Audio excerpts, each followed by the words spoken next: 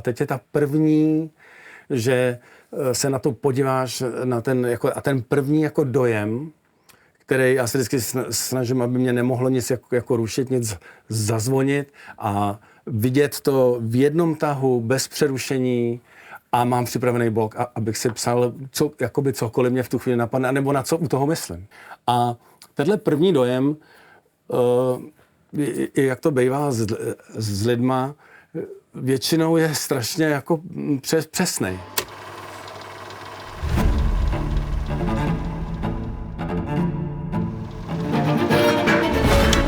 Dobrý den, já vás vítám u dalšího dílu povídání o filmové hudbě a dneska za mnou přišel můj kamarád a dlouholetý parťák Honza Muchov. Ahoj Honzo. Ahoj, dobrý den. Já jsem moc rád, že jsi přijal tohle pozvání. My jsme z toho spolu udělali hodně, ale málo jsme o tom mluvili, tak se to dneska vynahradíme. A mě by zajímalo, kdy ty si poprvé zaregistroval, že k filmu hraje nějaká hudba, že jsi si vůbec všimnul, že je tam nějaký vztah. Děkuji za pozvání, za prvé. A za druhý, tohle si pamatuju naprosto přesně. Byly to dvě věci a oboje, teď mi dochází italský. Jedno bylo film Jestli se rozlobíme, budeme zlí. Já jsem musel být tak v 6., 5. třídě, podle mě. Byla to základka prostě a ne na konci, ale nebylo to v první třídě. To si pamatuju úplně, že já nemůžu zpívat, tak to řečené. A Marco Polo seriál. Aha. Což jsem až pak zpětně zjistil, že byl Ennio Morricone, takže jsem jako nezačal špatně. Ale to jsme si s bráchou, jsme byli oba dva, se nám strašně líbilo to ústřední téma, co hraje v titulcích a potom i teda tam dá. A že jsme si to na kazeťák nahrávali u nějaký televize příšerný černobílý s monospeakerem, ale chtěli jsme si tu skladbu, to úvodní téma, jako, nebo tu znělku, pouštět prostě z kazety i nikdy jindy, než když to běželo v televizi. Tak to byly moje dvě taky, asi myslím si jako iniciační, že vyloženě to bylo jako filmová hudba. A bylo to v době, kdy už si koketoval s hudbou? Vůbec. To já jsem v té době byl fotbalista. Hrál jsem závodně, měl jsem sny o tom, jak vykopu s československém mistrovství Evropy a měl jsem na zdech fotbalisty a všechny čas jsem věnoval jako sportu. Vlastně o Fous to nevyšlo, ale to je dobře pro hudbu. No, nevím, ale prostě pro hudbu a pro český film. Zlomilo se to až později. A takže potom se začal věnovat hudbě a pak v nějakou fázi se začal věnovat i hudbě k divadlu a k filmu. A co to spustilo?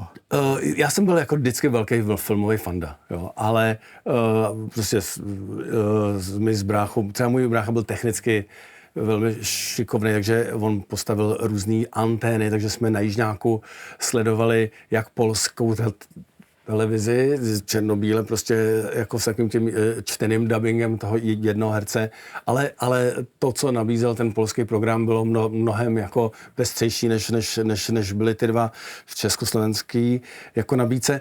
A později prostě už byly i v Čechách, byly vlastně, myslím, že to bylo snad ještě před revolucí nebo těsně, už byly kabelové televize. Vím, že bylo prostě na Jižňáku kabelovka a já mám takový pocit, že to muselo být těsně po, takže a tam hned byly jakoby, jako možnost Sky Movies a tak blabla a samozřejmě i předtím my jsme třeba nebyli rodina ani to movitále, ani jsme nedisponovali VHS přehrávačem, takže ale často se dělali u spolužáků, kteří měli to video, tak jsme s ním to chodívali na filmový prostě jako dny nebo odpoledne a zkoukli všechny ty Ramba, Komanda, takový ty filmy, co byly tenkrát v 80kách jako k dispozici. No a potom po revoluci vlastně jsem začal už více věnovat jako hudbě a studoval jsem jako vejšku, kterou jsem studoval především z důvodu, abych nemusel v té době ještě na povinnou jako vojnu. Takže jsem ani tolik nechodil na ty přednášky a tak. Takže můj den spočíval vlastně v tom. Tenkrát se hrálo první představení v kinech od 11. Pak bylo představení jsem od 2. A mí spoluhráči všichni třeba buď už studovali něco poctivě, nebo takže my jsme se scházeli z extází ve zkušebně denně, ale až někdy tak okolo prostě 5. nebo 4. 5. Takže já jsem většinou vždycky vstál, abych už v 11 byl na jednom filmu, pak jsem šel jako na oběd, šel od 2 do kina a pak jsem šel prostě a zase byl až jako do noci ve zkušebně. Takže já jsem prostě byl velký filmový fanda. Takže potom, když vlastně díky tomu, co jsme my dělali z extází, mě začali oslovovat jako lidi, jestli bych třeba nedoplnil jako hudbou obrázky, tak to bylo vlastně, nikdy jsem o tom nepřemýšlel a nesměl, jako jo, ale to bylo úplně jako opravdu, to ježišmarja, milé rád, jo. Takže vlastně mě to tam vtáhlo, aniž bych o to nějak moc se zasadil jakoby cíleně, ale byl to svět, který mě vždycky hrozně bavil, fascinoval, přitahoval. Nezapomenu nikdy, jak jsem byl na Amadeově v kině Alfa, já nevím, kdy to u nás hráli 85 nebo 6 nebo tak nějak. A byl jsem zase na nějaký prostě hned, jak to šlo do polední představení nebo první odpolední, že jsem měl sám z toho Jižňáku, ještě tenkrát jsem byl jako na základce, že jo. Nebo jsem těsně byl v prváku možná, teďko nevím, 86 prostě tak nějak. Takže jsem byl poslední lístek. Byl první brázda v kině Alfa, to znamená, tam bylo to plátno, jestli si ho ještě pamatuješ, že to bylo několika metrový, obrovský plátno. A teď to začalo hned podřízlej krk, že jo. A to byl prostě film, který úplně, to byl nejlepší film, co jsem kdy viděl a asi možná od té doby, jo. A to prostě jako zamiloval jsem se do filmu jako do média, tam už totálně jako a to nikdy nezapomenu, tuhletu projekci, to bylo něco neuvěřitelného. No a takže pak, když prostě tohleto přišlo, tak já jsem byl jako za to vděčný a šťastný.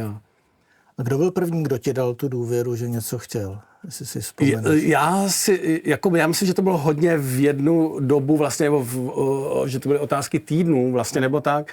Jako první komerční práci jsme dostali zase s Honzou Čechtickým spolu, jako že jsme spolu hráli tenkrát v Color Factory a byl to Saša Šurkala s Terezou Kopáčovou, který dělali tenkrát zavádějící reklamu na bulvární časopis Story. Jo.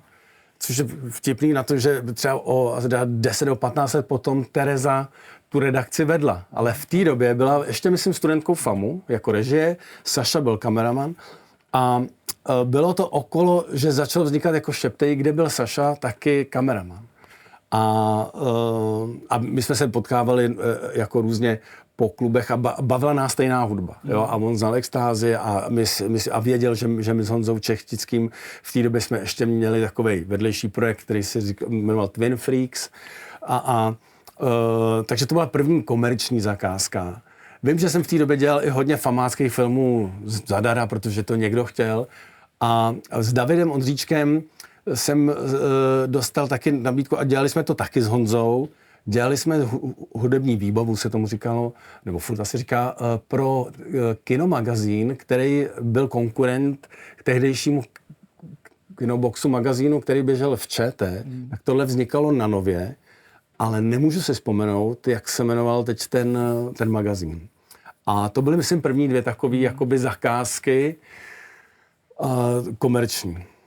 A na čem jste to tenkrát dělali, protože ani ty, ani Honza jste nebyli typy vyškolení, abyste psali noty. To ne. Tak jak takováhle věc vznikala tehdy, když ty počítače byly v lenkách? No, my jsme měli vybavení neuvěřitelné. My jsme měli jedno Atari, který jsme měli kde byl program jako notátor, což přesně pro lidi, který jako Honza noty čte, nebo jako zná, jako zvlášť, že studoval jako LSU, ale nepoužívali jsme noty stejně v komunikaci se mnou. A měli jsme to Atari synchronizovaný s VHS-kou, na kterou my jsme si museli nahrát do jedné ty zvukové stopy, jsme si nahráli timecode, takový to SMPT, nebo jak se to. A přesto se to synchronizovalo s tím Atari. A tady zase přes jako MIDI bylo spřažený s různýma, já jsem měl Akai sampler S3000 a různý klávesy a neměl jsem v té době, že bych měl vlastně nahrávací zařízení, takže tenkrát jsme to museli dělat všechno po MIDI. Jo.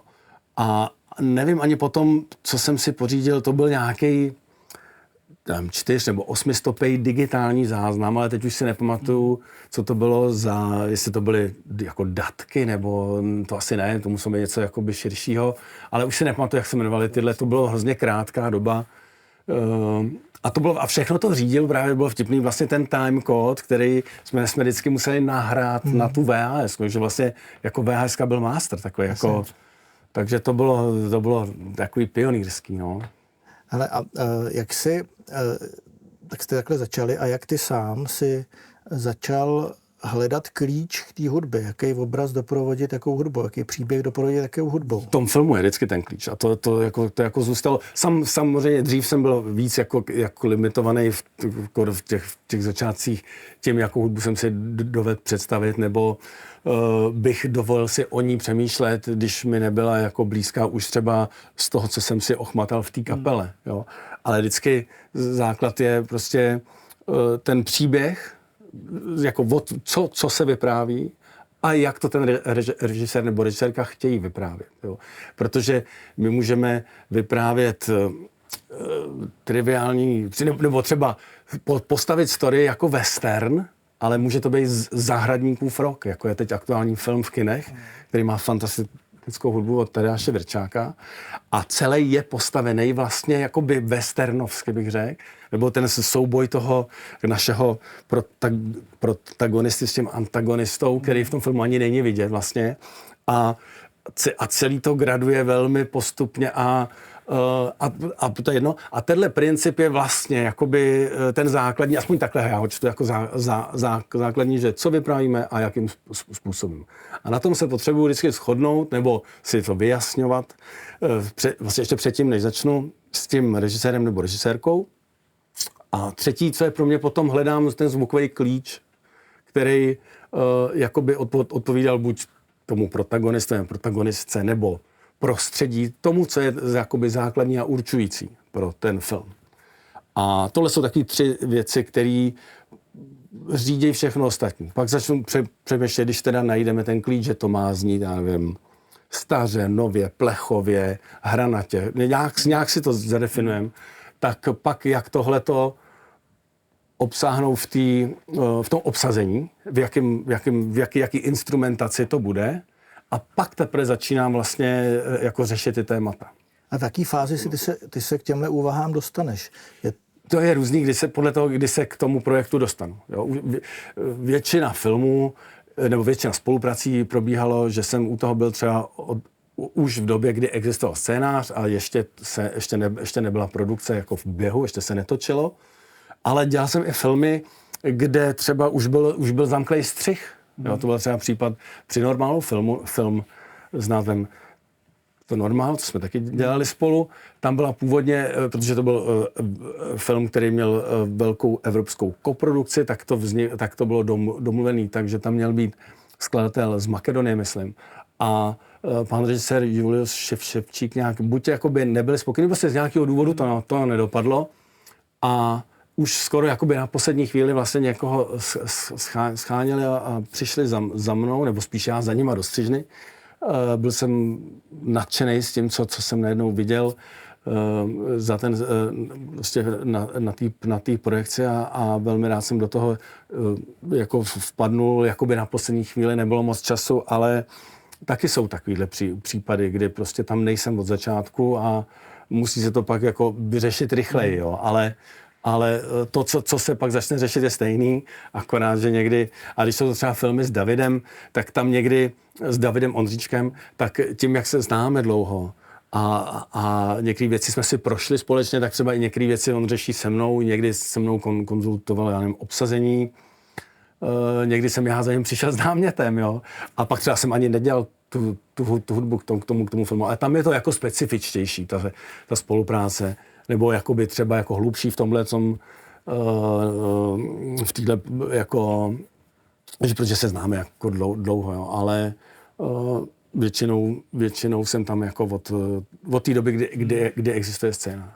A stane se ti, že ten klíč ty sám nenajdeš a že ti ho musí oni, ať ten režisér nebo prostě ty... No, většinou je to podle mě na základě nějaký diskuze, jo, že já mám hrozně rád ten pocit, když to není, ale i když už třeba znám ten scénář, ten okamžik, kdy dřív ti to někdo přines, nebo si to od někud přivez, teď většinou dostaneš jako link a stáhneš si to. A teď je ta první, že se na to podíváš, na ten, jako, a ten první jako dojem, který já se vždycky snažím, aby mě nemohlo nic jako rušit, nic zazvonit a vidět to v jednom tahu, bez přerušení a mám připravený blok, abych si psal jakoby cokoliv mě v tu chvíli napadne, nebo na co u toho myslím. Jo? Že třeba tady je to pomalý, nebo to, kdyby náhodou s tím šlo něco ještě udělat. Jo?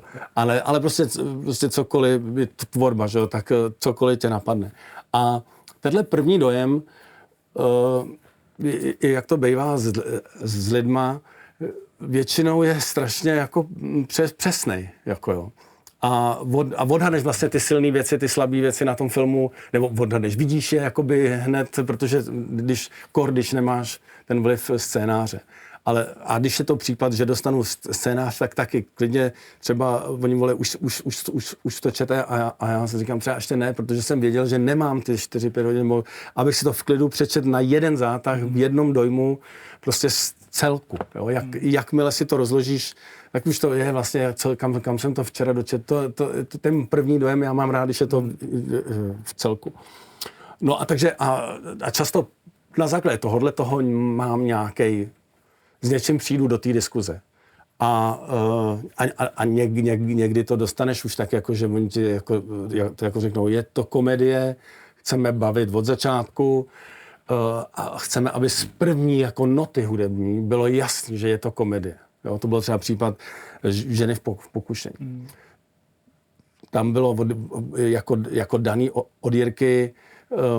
On sám říkal o sobě, že nemá hudební vkus a nechce, jako, že nemůže zabíhat, ani nechce do nějakých jako terminologií nebo něco, ale že tohle ví určitě. Že chce, aby bylo hned jasný, je to komedie, prostě začni hned hrát, že to nebude řešička. Jo.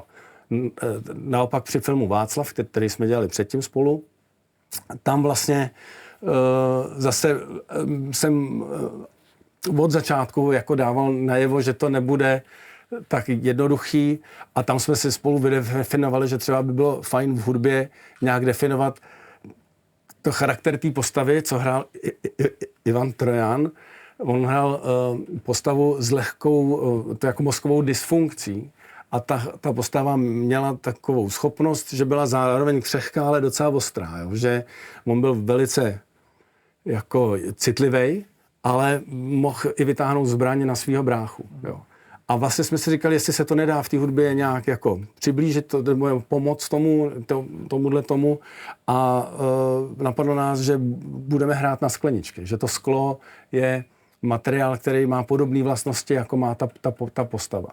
Takže hned vlastně ten začátek toho filmu, on tam projíždí velice širokým záběru přes nějaký to pole a hned začnou ty skleničky tak kapku jako skřípat a je to čelo s klarinetem a do toho ty skleničky, ty čelo klarinet mají jako jednoduchou tu melodii, jsou mírný jako nějakým spolu, jako to ladí, je to hezký a ty skleničky do toho už naznačují, že to zase nebude všechno tak jako rozjasněný. Stane se ti někdy, že ten klíč v tom nenajdeš, potažmo, že teda nenajdeš chuť, nebo ne, chuť je blbý slovo, ale že nenajdeš sám v sobě klíč a vůli se tomu věnovat? Jako stává se věnovat to, když se domluvíme, že to dělám tak, jak jsem říkal, já jsem filmový fanda, takže jako, když ti někdo řekne, že jako může dělat hudbu k filmu a ještě třeba ten film se tím jako líbí třeba, jak je to napsaný, nebo jak je to zahraný a co ten film chce říct, no tak to já nepotřebuji k tomu ještě další motivaci. Jo, to je privilegium. Jo. Ale stalo se mi, dělal jsem film, který byl z fotbalového prostředí. Jo, vlastně mý vlastní, teď se mlátím rukou do mikrofonu, takže pardon. Film z fotbalového prostředí, prostě téma mě blízký, všechno a nenašli jsme vlastně s tím režisérem společnou řeč. Udělal jsem nějaký dema, zjistili jsme vlastně poměrně rychle, že to asi cítíme o trochu jinak. A normálně jsme si řekli, hele, jako nemá to cenu a prostě jsem z toho projektu odešel. Jsme spolu dál kamarádi a je to normální, ale tohle se mi stalo. Jako.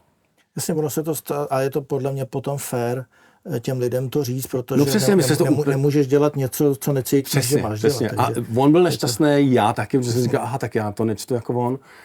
kde jsme si to řekli a bylo to, o to víc jsem rád, že furt jsme kamarádi, ale myslím, že bychom si to řekli bývali stejně, i kdybychom se tak neznali, nebo jako, jo, a naštěstí jsme si to uvědomili a včas, jo, než taky jsem, člověk to možná zná někde, taky jsem jako vyslyšel, že někdo se trápí někde, no, tak pak je mi to líto, že to většinou je to pak v tom odnese to ten výsledek. A my diváci potom, jo. Ale určitě jsou i spolupráce, které třeba jsou vytrpěný, a pomohlo to tomu výsledku. Třeba při Normálu, právě v tom filmu, co jsem naskočil vlastně na poslední chvíli, jsme taky chvíli s Juliem si museli vyjasnit, nebo já jsem to cítil třeba v menším obsazení, ale Julius, to má tak věci do plných, prostě a velký, takže víš, že jsme to natáčeli, bylo to velký obsazení, hodně se tam hraje v tom filmu, furt velký, sbory, ale ten on mě challengeoval a jsem za to rád. Je to jeden z mých úplně nejoblíbenějších jako věcí, co jsem dělal, co mám nejraději, jak to dopadlo. A který z těch filmů, co jsi dělal, tě takovým způsobem rovnou jako chytil, vcucnul, že to bylo okamžitě jasný a šlo to samo? No šlo samo, asi žádnej, to šlo zase úplně samo, ale třeba zase ten film Václav, tam bylo to velmi dobře napsaný, fantastický, prostě herci to je potom dar, jo, ty vlastně někdy i přemlouvám ty herce, ať tam nehrajem, protože vlastně částečně sebereš těm hercům a tady prostě paní Vašářová, Ivan, jo, to prostě, to jsou koncerty, Honza Budáš skvělej, takže třeba ten mi šel vlastně jakoby svým způsobem dobře a i jsme si rozuměli to s Jirkou, což pak se projevilo, že jsme spolu ještě udělali spousta dalších věcí a tohle byl první. Jo. A tak to mi třeba, myslím, šlo docela dobře, nebo s Mišou Novinským jsme dělali spolu seriál Kriminálka Anděl, který ještě před Kriminálkou Anděl jsme pro tu stejnou produkci DNA s Bebem jsme dělali pro Markízu seriál To Město těňou. A to je ten původní tým a původní náměty, co se pak v české verzi stala Kriminálka Anděl. A to nám vlastně šlo taky, my jsme dostali jeden díl a vznikl vlastně jako takový pilotní díl a na tom se to všechno vyzkoušelo, ten štáb, a dostalo to zelenou a to nám vlastně taky šlo rychle, taky nás to hodně bavilo, nebylo tam moc co se vysvětlovat, protože to bylo všechno jasný a nebyla to filmová, byl teda to jako TV, ale je tohle jako příklad, mě napadlo hned. Mimochodem, když to děláte ve dvou, tak jaký je klíč té spolupráce, jak si rozdělíte ty role? Tak ono je samozřejmě vzácný, kdo někdy zkoušel třeba s někým něco třeba nějakou spolupráci třeba při vaření, tak si dovede představit, jak citlivý je tohleto, protože člověk to často zná míň bazalky, víc bazalky, vosol to, nevosol to, už je to, jo. Tak tady je to vlastně velmi podobný, protože nestává se tak často, že si s někým rozumíš. A my s Myšem máme úplně odlišný background. To jako Myša nezajímá vůbec sport nebo fotbal speciálně. Potkali jsme se vlastně náhodou, že to je jedno. A ta spolupráce velice často je, když jsme v jedné místnosti, on už je v Bratislavě, já v Praze, takže tak často v té jedné místnosti nejsme, ale když jsme, tak se nám velice často stává, že třeba on něco dělá a teď chci něco říct, a že bychom a on už to dělá, jo. A nebo opačně. Jo. A to je prostě, i když každý posloucháme jinou hudbu a to, když děláme něco spolu, tato shoda vlastně v tom, jak pokračovat dál, nebo to je tak velká, že prostě za tu spolupráci jsme rádi a udržujeme ji. A jsou věci, kde jako jsme oba skladatelé, někdy skládá on a já mu dělám jakoby super, nebo mi posílá, jenom zajímá ho názor, nebo já jsem něco dělal, mě zajímá jeho názor a třeba já, jak nevládnu těma notama a je to napsaný potom pro živou nahrávku, tak třeba on to pak jako dělal ten finální jako rozpis jako do těch not a tak. Takže v tomhle případě nám to jde velice snadno. Jo. A jsme dělali třeba film za covidu, byl to norský film, pohádka taková, a on byl v Bratislavě, já v Jizerkách a posílali jsme si prostě, to je jako soubory dema A podívali jsme se na ten film, řekli jsme si, co komu víc sedí, jakoby asi třeba tady je, já nevím, akční scéna na trhu a tady je láska, blablabla. A třeba, když třeba někomu to ne, tak to zkus ty. A nebo, jo, dobrý, pošle ti nástřel a pak tam udělá svoje věci, zase to pošle zpátky a jde to a je to hrozně najednou, prostě, jak se říká, sdílená radost je větší radost a tak sdílený rozdělení vlastně té práce může to věci komplikovat někdy, to může, ale jako v našem, jako hrozně ti to pomůže, máš někoho okolo se opřít a já jsem třeba nikdy neměl v kapele takovou tu dvojici, jako mají kapely, který mají to štěstí, že jsou třeba Paul McCartney a John Lennon, jo, nebo Mick Jagger a Keith Richards, že se prostě, že to je jako autorská dvojice. Tohle většinou to musím jako já furt jako a tohle, když najednou máš, tak je to hrozně fajn a moc mě to baví a těším se z toho, že to lze. To je v podstatě zázrak. A ještě jsi takhle něco dělal napůl s někým jiným? Dělal taky a vlastně to taky fungovalo, ale o trochu v jiném. Dělal jsem třeba seriál Táta v nesnázích a přizval jsem k tomu Prokop Korp, který vystupuje, když dělá jako svoji vlastní, jako, tak si říká Bad Focus. Skvělý mladý kluk, v té době mu bylo asi 20, nebo těsně 20 plus. Já jsem si všiml právě věci, které on skládal jakoby svoji volnou tvorbu a i produkoval třeba Amélie Seboa, dělal s ní hudbu k představení a tanečnímu. A hrozně se mi to líbilo a říkal jsem si, že by to mohlo pomoct, že to byl seriál o 50letém tatínkovi, co má 3 dcery, a který jsou od 17 do 25, takže já jsem ten tatínek a v Prokopovi jsem viděl jednu z těch generací, co tam jsou jako ty jakoby dcery a říkal jsem, že by to tomu mohlo pomoct, aby to bylo takhle rozdělení a šlo nám to velice fajn. Já jsem tam byl víc v té pozici toho, který to víc řídí a Prokop jako udělal, nebo jsem ho víc jako by naváděl a tenkrát my jsme museli udělat i témata už předtím, než se to natočilo a takže, ale taky to šlo bezvadně. Ale v okamžiku, kdy najdeš ten klíč, tady to všecko je vyřešený, tak jak postupuješ dál? Témata. Pak jdu po tématech, protože samozřejmě ideálně je mít jedno velký ústřední téma a to derivovat. Třeba to taky člověk, nebo taky, v mém případě nebylo to tak hned. Dřív, když v začátku, když jsem si jako našel ten zvuk, tak jsem vlastně jakoby skoro zjednodušeně jel od začátku. Jo. Teď si udělám někdy i namaluju takový diagram prostě toho příběhu a tak a udělám si jakoby vzorečky, nebo jak to mám říct, nebo tu mapu vztahů, mapu toho děje. A podle toho jsou pak daný ty témata. Někdy se hodí pracovat s ústředním tématem, někdy s tématem, jak to mám říct, jako postavy, nebo jako situace, jakože třeba vztah. Já třeba ve Václavovi má Václav své téma, bratr své téma a Václavův vztah s maminkou. To jsou takový 3 ústřední témata a pak tam samozřejmě vždycky máš nějaký ty solitéry a ještě samozřejmě on tam potom ještě jeho vztah, když se zamiluje.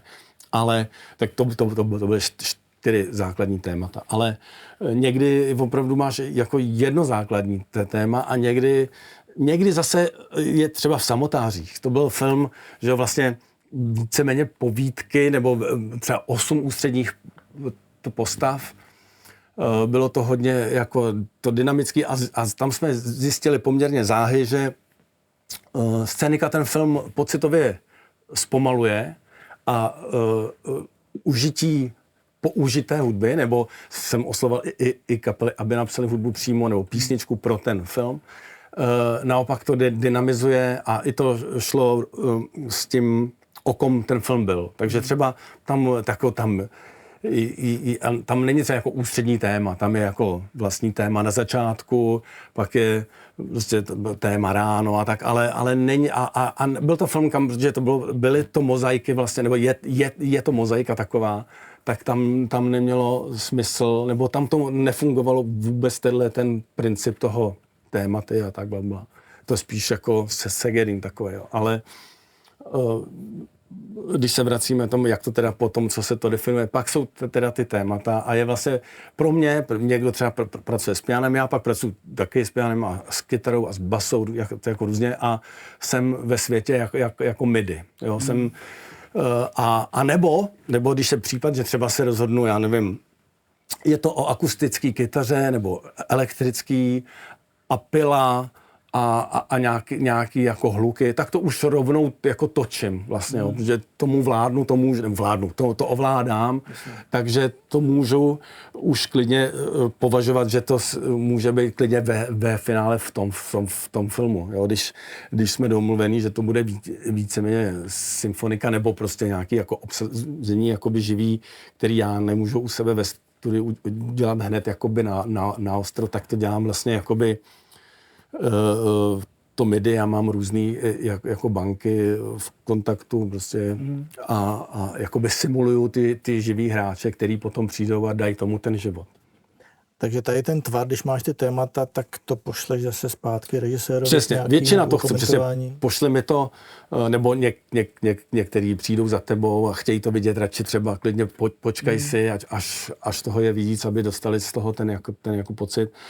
Takže ale pak to někdy i to chtějí jako slyšet producenti, ale většinou je to na bázi kontaktu mě s tím režisérem a vlastně když on to schválí, když on řekne ano, máme hotovo, tak pak se jde na tu finální nahrávku a to je většinou, kde pak my se potkáváme nejčastěji, že v poslední době si to stabilizovalo, že už to vlastně, už ten samotný proces toho, že ano, máme hotový to MIDI, už potom vlastně jde v tvém týmu prostě a už se rozepisují noty, kontroluje se, jestli takhle je to myšlený, blabla a jde se natáčet. A teďka ta hudba je v hlavě, byla do téhle chvíle z nějakých mock-upů v MIDI a ty jsi najednou v tom studiu a uslyšíš to poprvé v tom živém provedení. Jak moc to plní to očekávání, jak moc je to jiný, nebo stejný, horší, nebo lepší, překvapivý, protože je to úplně jiná hra. Je to úplně jiná hra a samozřejmě věkem a tou praxí už dneska mnohem častěji vím, co můžu tak očekávat. Když jsem poprvé přišel z MIDI, nebo jako znal to MIDI, pracoval s tím jako MIDI, tak byly dvě možnosti. Buď obrovský nadšení, anebo jistý zklamání, protože jako když ještě tolik třeba ani technicky neovládáš, nebo ty dema prostě víš, že je to demo, tak se nestrávíš hodiny a hodiny vylaďováním jako dema, anebo trávíš a pak je to chyba. To je jedno. Prostě někdy to znělo vlastně, protože nebylo ani moc peněz. Najednou ta živá nahrávka třeba nezněla tak jako silně, nebo ne, protože většina těch jako knihoven smyčců a dechů a tak jsou postaveny jako velký obsazení. A potom, když ten rozpočet ti dovolí, já nevím, 25 hráčů, tak to nezní jako ten prostě plastický orchestr, který najednou zní jako samozřejmě placatě, ale zní to jako větší zvuk. Jo. Takže někdy jejda, jo, tak když tam prostě, já nevím, někdo zachraňuje svět a lítají planety a to, tak ne, pak si musíš těm PVC vlastně jako pomáhat pod tu živou nahrávku. I jsme dělali spolu jednou, jestli si pamatuješ, reklamu na jedno pivo do zahraničí a ve finále i se točil sbor, ale ty klienti byli tak zvyklí na to demo, že ten živý sbor se vyměnil potom zase za tu umělou jako hmotu, protože ta zněla, že jsou to víc andělé. Jako. Takže někdy se stane prostě tohleto jakoby ono to přece jenom opravdu zní jako jinak, ale postupem samozřejmě té praxe a času mnohem častěji už dneska vím, co přijde a vlastně se to píše na to živý provedení. Jo? A ten dár, že můžeš pracovat s živým prostě materiálem, který má mnohem větší škálu, než ti nabízí jako ty dynamiky a techniky. Furt naštěstí ty softwary neumějí simulovat tak dokonale a některý už jsou docela jako blízko, ale většinou to jsou na nějaký plochy nebo to tamto nějak jako, ale sólový hraní a prostě hraní s nějakým jako prožitkem, to už jako vůbec, no. Nakolik necháváš orchestrátorovi volnou ruku v tom si s tím materiálem, který pošleš, ho trošku jako pozvednout nebo změnit, nebo nakolik trváš na tom, aby to bylo tak, jak jsi to myslel v tom demu? Tak jako ono, nesetkal jsem se ještě, že by orchestrátor vlastně jako, že by to bylo úplně jako jiný nějaký. Jo. Takže samozřejmě, když máš všechno je to napsané jako na obráz, jako třeba komedie jsou časovaný gagy prostě opravdu na frame. Jo. Tak mě nejvíc jde o tyhle, v tu chvíli potom o to, jestli prostě opravdu sedíme na ten obrázek, že to je základ na ten obrázek, jak je a nejvíc mi jde o tyhle ty body, jak to řekl. Nejde mi třeba tolik o tom, že v tom demu, protože když jsou jako demo zní nějak, že je potřeba to řešit, tak ten orchestrátor se mnou komunikuje na základě toho audio dema a toho vlastně to MIDI on má převedený do not a vidí, že třeba ta nota začíná na prvním taktu a pomalu se ozve až předtím, protože pracuju s pomalým atakem, tak on jenom, je to takhle schválně, nebo ta nota má být jakoby šouplá, tak je to schválně, tak on tam dopíše ty značky a tak. Jo, ale zatím jsem, jako ani se mi nestalo, že by najednou to bylo, stalo se mi třeba, že jako když jsem nepracoval s kontaktem, ale bylo to se jmenovalo Sample Tank a ten dovoloval, že instrumenty softwarový hrály i mimo rozsah těch nástrojů v reálu, jo. Takže vím, že jsem měl napsaný hoboj v nesmyslném prostě jako rozsahu, nebo jako někde, kde už to nešlo hrát a tenkrát už nevím, kdo to rozepisoval. To je jedno. A ten mi jako mi zavolal, tohle hoboj nezahraje. Má to hrát jako hoboj, nebo může to zahrát tak 2 lidi v republice a budou hrozně jako naštvaný, že to vlastně nejde. A nebo to klidně to může hrát nějaký nástroj, jako jiný. A já si říkám, že samozřejmě to je chyba, to má, klidně to může hrát, jako tam nejde o tento. Ale tak takovéhle věci se stávají, což se naštěstí aspoň teď u kontaktu už ti to nedovolí si nahrát, jako, nebo se tě nevozve ta nota mimo rozsah.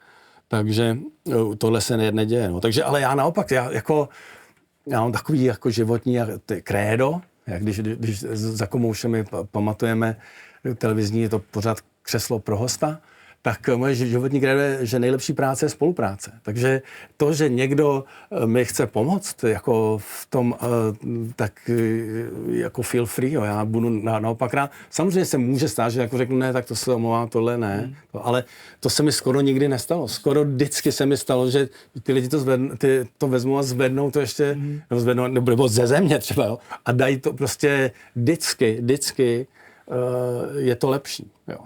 A když pak třeba najdeš už lidi, s kterým asi rozumíš, kteří třeba mají větší senzitivitu na tvůj způsob práce nebo tvoji filmovou řeč nebo řeč jako hudební, tak už jako sami vlastně chápou, nebo když já nevím, prostě něco s někým natáčím a už tak je to vždycky to vlastně jako, či to ještě jako rozvine, nabídnou, anebo někde přesně řeknou, aha, chápeme jasně a udělej to vlastně stejně jako je to MIDI.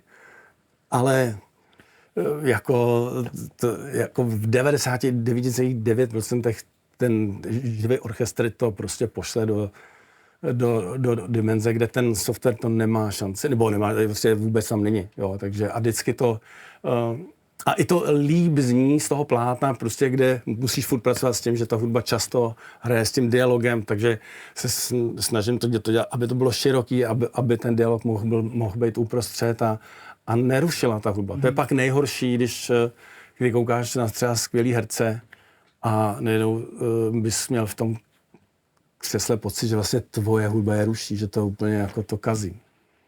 A ty jsi vlastně sám velmi zdatný mixér, mistr zvuku, takže hodně těch věcí, pokud jsou pro televizi, že si děláš sám, protože prostě jsi v tom skutečně výborný. A když je potom ten film do kina, tak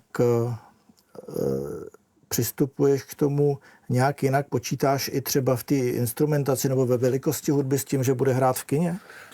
To jsem tím jako myslel, že hodně se snažím to, aby to bylo vlastně pokud možno co nejširší a zároveň to furt ještě slušelo té hudbě. ale že ať prostě skoro, co to jde, ať není nic jako uprostřed. A záleží prostě přesně, jak je to styl filmu, ale nemám rád, když někdo kouká na film a teď vlastně my záměrně budeme posílat něco dozadu a úplně jako by diváka to nutí otáčet se a já chci, aby se koukal na to plátno.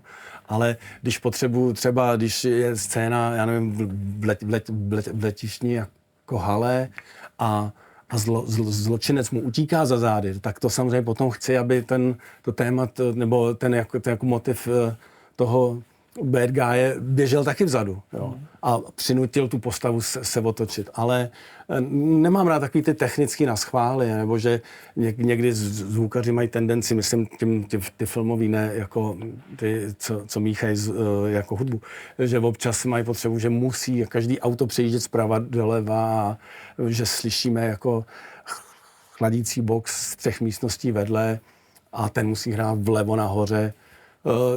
To mě někdy jako u toho ruší a vlastně mě to vytrhuje z toho děje. Takže snažím se, a někdy potřebuješ, aby ta hudba vplula do té scény, takže nezavnímáš, kdy začne, anebo skončí. A někdy naopak ten spotting, ten timing je všechno. Jo. Někdy je skoro jedno, jaká je to nota, když ji zahraješ úplně na ten správný frame. Jo, někdo něco řekne a někdy potřebuješ, aby si začal hrát hned po tom, co to slovo dozní. Někdy potřebuješ, aby to slovo, on to myslel takhle. A v tu chvíli začnu hrát až. Aby tam byla ta vteřina 2, aby ti to došlo. A když někdo v autě kouká na přechod a zmrzne a kouká a my nevíme, co vidí, tak pak záleží hrozně, co chceme říct, ale třeba se zrovna zamiloval, nebo já nevím, vidí nějaký neštěstí a potom je to o mně. No. Takže někdy já vyprávím to, co není vidět, ale co cítí ta postava. Ty jsi to už trošku naťuk. Jak moc komunikuješ s hlavním mixérem toho filmu, s tou zvukovou složkou? Protože my jsme vlastně tou hudbou jenom přidavači. My přidáváme jednu ze složek, který tvoří ten celek. Jak moc s nima komunikuješ a jak moc třeba ty tu hudbu přizpůsobuješ, nebo jak moc se přizpůsobují oni té hudbě? Snažím se jako vždycky vlastně hned být v kontaktu od toho okamžiku, kdy jako dostaneme ten zamklej střih. A je to důležitý třeba ve filmu Žralok v hlavě s Mariou Procházkovou, s Oldřichem Kaiserem v hlavní roli, jsme potřebovali, aby tam je taková scéna s lešením, že oni začnou najednou stavět jako lešení okolo jeho domu a on vlastně nevychází z toho baráku skoro.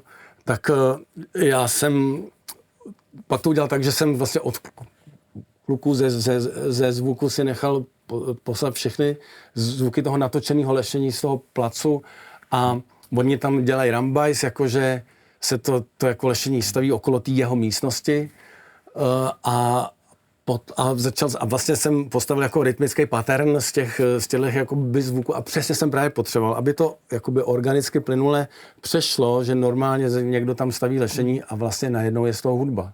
Jo. A to jsou takové situace, kdy potřebuješ velkou spolupráci právě ze zvukaři a vím, že třeba zase někde naopak jsem se rozčiloval prostě, že schválně byla scéna, kde se to hlavní hrdina vede vnitřní, to monolog, připravuje si svoji řeč obhajoby a říká úplně zásadní myšlenku toho filmu, jo, která prostě fakt v jedné větě o 5 slovech. A takže já předtím jako duju s ním a teď jdu po té dynamice těch slov, který on tam jako říká, teď jako obhajuje někoho v té hlavě. On u toho dělá úplně něco jiného, on u toho posiluje nebo něco. A je to montáž, já hraju, padám, jdu nahoru s ním a potom on už je v šatně a zavírá si, právě kouká na sebe v zrcadle, ve skřínce a teď zavře tu skřínku a v tom tichu, nebo já jsem si říkal, on řekne tu hlavní myšlenku toho filmu. A pak je střicha, já začnu zase pomalu hrát. A kluci ve zvuku mi do tohoto ticha, kde potřeba, aby ten divák o tu větu nepřišel a proto tam ten orchestr těch 80 jako lidí přestalo hrát, dali nějaký zvuk, že se něco děje za oknem. No a to jsem opravdu tam jančil a myslím, že jsem to prohrál, tu bitvu, že přesto do té ústřední myšlenky celého filmu, který se přizpůsobilo 81 lidí, zvukaři si prostě hráli plán, co divák jako nevidí a nikdy neuvidí, to tam nikdy není a mám pocit, že to může utéct ta základní myšlenka toho filmu. Se to děje, no, jako setkávám se s tím relativně často, že je to, nechci říkat boj, ale že to je nějaká forma nepochopení. Přesně, no. A já nevím, jestli mám já pravdu, no, ale já jsem to takhle cítil a takhle vysvětloval a přesto jasně, že všechny ty složky to mají dát dohromady. Přesně tak, aby to byla ta jedna myšlenka. To byl celek. Já myslím, že jsme se dostali úplně jako k finále. K premiéře. Co tě čeká hezkýho? Teď začínám dělat film Fichtelberg, je to dobovka. Nebo takhle, je to dobovka, je to prostě z nějakého roku třeba 1600 jako něco a je tam vlastně potulný rytíř. Jo. Takže je to velmi, velmi, zatím furt hledám ten vlastně zvuk. Tam je dovoleno všechno. Není to jako, že to je historická rekonstrukce, nebo není to, lze tam hrát dobovky, jako dobovou hudbu nemusíme.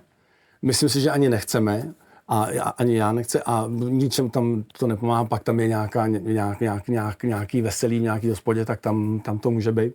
Ale zatím je to hledání a jediný, co jako jsme se přesně domluvili s panem režisérem, že to je celý vlastně, že to je taky jako svítání, že z velkého temna to postupem se celý rozsvěcí. Ten zvuk je jako hudební. To víme, že jako mám v hlavě prostě nějaký na začátku jenom kontrabasy, čela a nějaký tuby a tak.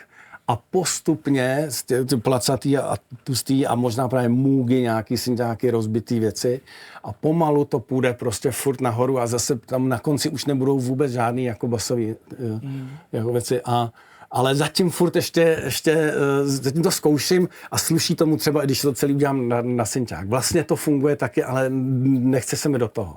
Cítím tam ten živý nástroj jako důležitý. Úplně potvrzuje, že si na tu 11. do toho kina nechodil zbytečně. Jsi opravdový filmový fanda se vším všude a že ti vlastně fakt jde o ty filmy a děláš to úplně jako zvážný, perfektně. No, to ne. Což ti snažím se, jako fotbalista. Gratuluju a přeju ti, aby ti to takhle šlo dál a děkuju, že jsi přišel velmi rád. na tohle povídání. Děkuju za pozvání. Měj se hezky. Náprovně.